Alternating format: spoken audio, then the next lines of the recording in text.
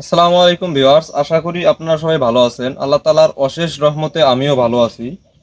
আমি এসেছি মূলত আমার বাড়ির পাশে একটা নার্সারি দিয়েছে নতুন। সেই নার্সারিতে আমি এসেছি। আমি আমার বাসায় কিছু ফুলের গাছ লাগাবো, তাই এসেছি মূলত এখানে গাছ নেওয়ার জন্য।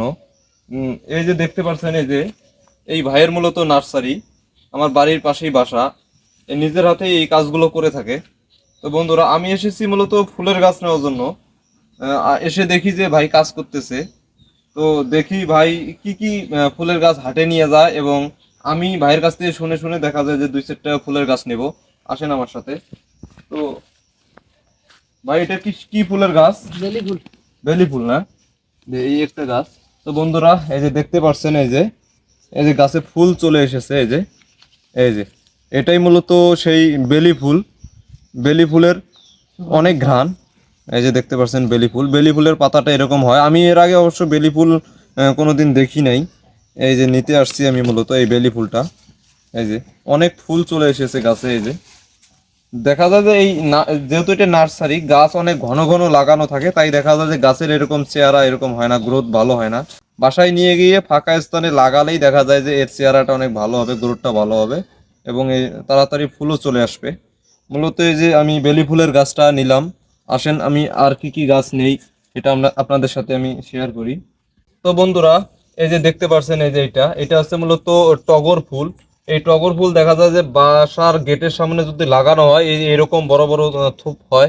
গাছগুলো দেখতে অনেক ভালো লাগে। এটা মূলত গাছটাই এর সৌন্দর্য। তো এই ফুলটাও আমি নেব। ভাই ওঠা, গাছটা ওঠা।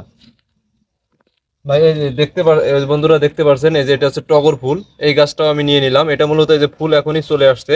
এটা মূলত এর গাছটা হয় যেমন ঝাউ গাছের মতো, এই গাছটা হয়ে থাকে।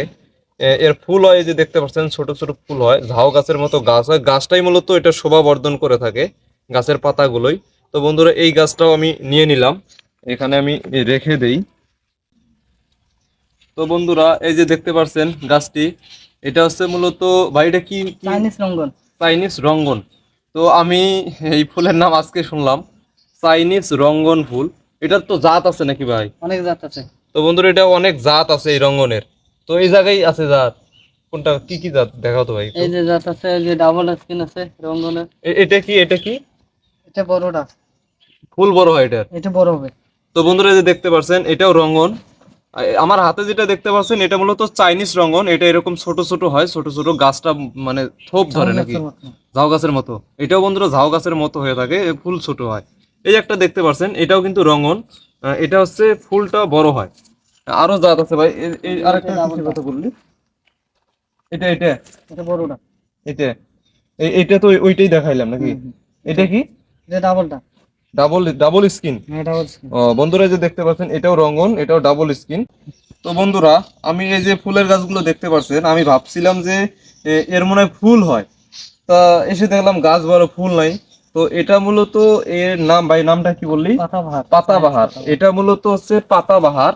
এই যে চাইনিজ পাতাবাহার, এটার মূলত ফুল হয় না, এটা পাতাটাই সৌন্দর্য। এই যে দেখতে পাচ্ছেন, এটা পাতাটার সৌন্দর্যের কারণেই বলা হয় পাতাবাহার। তো এই গাছটাও ভাই আমাকে নিতে বললো, কারণ এই গাছটা বলে অনেক সুন্দর দেখা যায়। আপনারাও দেখতে পাচ্ছেন অনেক সুন্দর দেখা যায়, এই যে দেখেন অনেক সুন্দর দেখতে। তো এই গাছটাও আমি নেবো। ভাই ওঠাতো গাছটা। এই যে বন্ধুরা দেখতে পাচ্ছেন, পাতাবাহার। এই গাছটি আমি নিয়ে নিলাম। দেখতে অনেক সুন্দর দেখা যায়, যে বাসা বাড়ির সামনে বা ছাদে, টবে, ছাদের মধ্যে টবে এই গাছটা লাগালে অনেক ভালো হয়। এটা কি গাছ ভাই? গন্ধরাজ ফুল। গন্ধরাজ। এই যে এটা দেখতে পাচ্ছেন গন্ধরাজ ফুল। এই গন্ধরাজ আমি নেবো না, এটা আমার বাসায় আছে।